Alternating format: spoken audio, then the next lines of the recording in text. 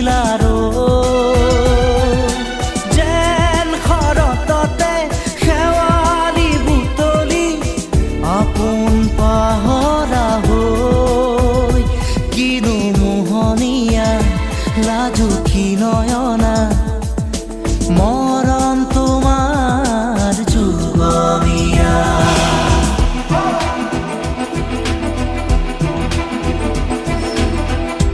Alaknanda